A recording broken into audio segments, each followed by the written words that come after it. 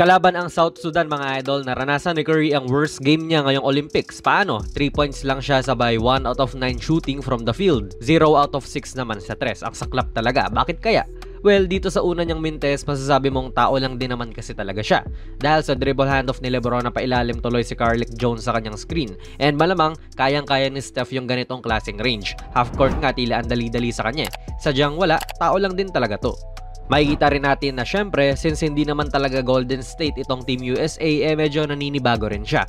Hindi niya rin nine-expect tong pasa mula kay LeBron, pero ayos lang, nasalo naman niya. Sabay pinasa na lang ni Curry kay Davis to, and tignan nyo kung nasaan ang tingin ni Steph.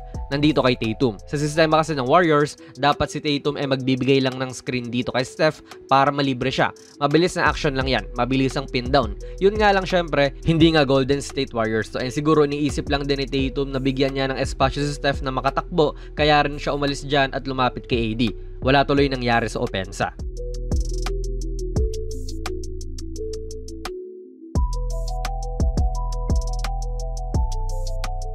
Sa NBA, ganito yung sinasabi natin, halos same lang din ang pwesto sa court sila ngayon. At tulad dun kay AD, ibinigay ni Steph ang bola sa gitna kay Green. Pero imbes na si KD ay lalapit dyan kay Draymond, nagbigay siya ng pin down. Easy basket tuloy mula kay Steph.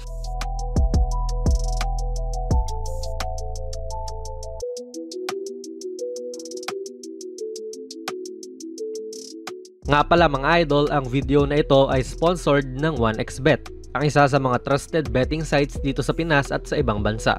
Kung gusto nyo mag-register, i-click nyo lang po ang link sa ating pinned comment sa baba at ganoon din sa ating description box. I-type nyo na rin ang ating promo code na JonasPB at maaari kang makakuha ng up to 12,000 pesos na bonus points sa inyong unang deposit. Maaari kang mag-bet sa mga sporting events like NBA, UFC, Wimbledon at marami pa pong ibang sports. Siguraduhin lang syempre na maging responsable sa inyong pag-bet. Well, kahit naman struggle malala siya, sa tingin ko ganito pa rin talaga ang ibibigay ng depensa sa kanya. Steph yan greatest shooter of all time. So hindi ka magte-take ng chance para bigyan to ng mahinang depensa. Dinoble team siya rito sa stagger screen kahit na hindi pa siya nakakashoota, which means may nalibre siyang kakampi. Off sa pressure nga kay Steph, siya namang pagluwag ng depensa kay Drew. Sa tingin ko rin talaga mukhang inilaan ng South Sudan yung scouting nila para pigilan din si Steph. Well, bata rin kasi siya ng coach at siya yung pinakamay alam ng mga gusto nitong ipagawa. Kaya tignan nyo, hindi na nila pinapatira to, dalawa pa ang sumabay kahit malayo pa yan. Kaya't doon sa cut niya, dalawa pa rin yung sumasama. Nalibre pa rin siya ng panandalian dito, pero good contest pa rin yan mula kay Carlik Jones. Kaya pa rin namang ipasok ni Steph yan, dito nga lang hindi.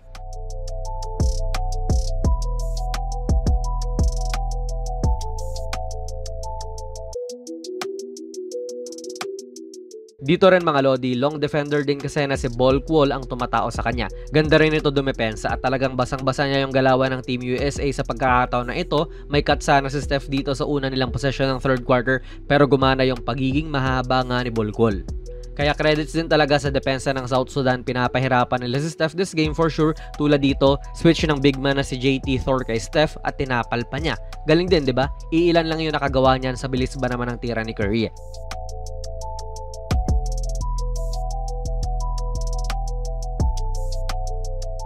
Mabuti syempre para sa Team USA at punong-puno sila ng mga stars. Kahit na masasabi nating mabigat ang depensa kay Steph, hindi naman nila kailangan bumuhat to para manalo. Maraming kayang bumuno sa scoring niya. Pero yung presensya niya ay andyan pa rin. Nakaka-drive siya na LeBron dahil sa depensa kay Curry at hindi siya iniiwan ng defender niya. Pero what if, diba? What if pumutok pa itong si Steph, matik tambak na kagad ang kalaban. Tambak na nga lalo pang matatambakan. Pero credits pa rin dito sa SSD. Galing ng depensa nila, sadyang hindi lang nila kaya yung firepower ng Team USA. Ano po masasabi niyo sa video natin ngayon? Ilagay niyo lang po ang inyong mga komento sa ating comment section sa baba.